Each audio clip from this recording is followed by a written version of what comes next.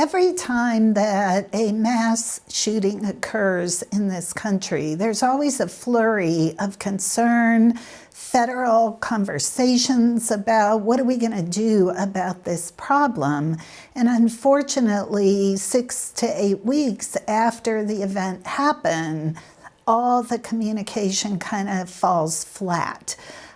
We have several gaps in mental health services in our country. We're living in an era where 1 out of 4 to 5 children and adolescents have a mental health problem, yet less than 25% are getting any treatment whatsoever at all. Children and teens are seen in primary care settings all across the country, but primary care providers are not routinely screening for depression and other mental health issues. We need to be screening for these issues. We need to be identifying and getting these children and adolescents the evidence-based treatment that they need to avoid more long-standing serious mental health issues as adults.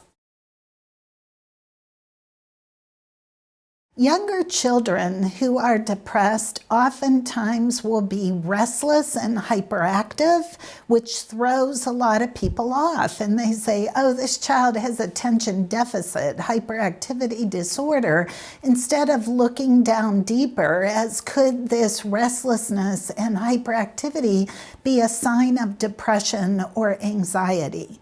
In adolescence, again, adolescents tend to look more like adults who are depressed. They will get sad, they will get withdrawn.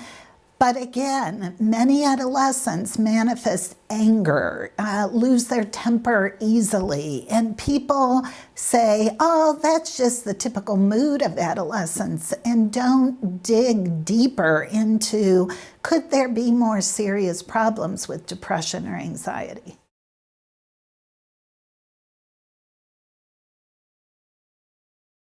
Well, I think it's important for parents and providers as well not to just tap off adolescent mood swings as, oh, this is common for adolescents, this is how they behave.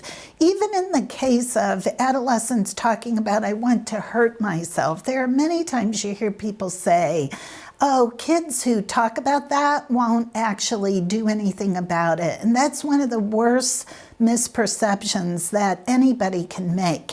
If a child or a teenager says, I want to hurt myself, I want to kill myself, that always involves deeper investigation and work up. As far as parents and what they can do to help their teens, one, they have to stay connected. It's super important that we are observant of what's going on with our teenagers. We stay connected.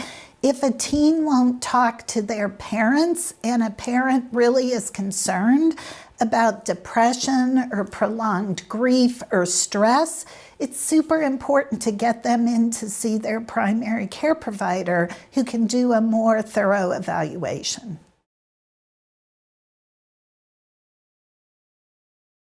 Here at Ohio State, we have a vision to be the healthiest university, not only in the state or in the nation, but in the world.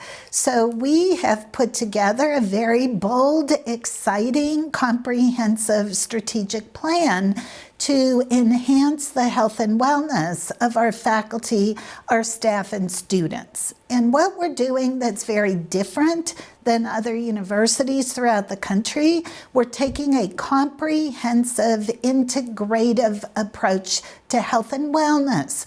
We're targeting individuals, we're targeting their social network, we're targeting the workplace, and then organizational policies in our community.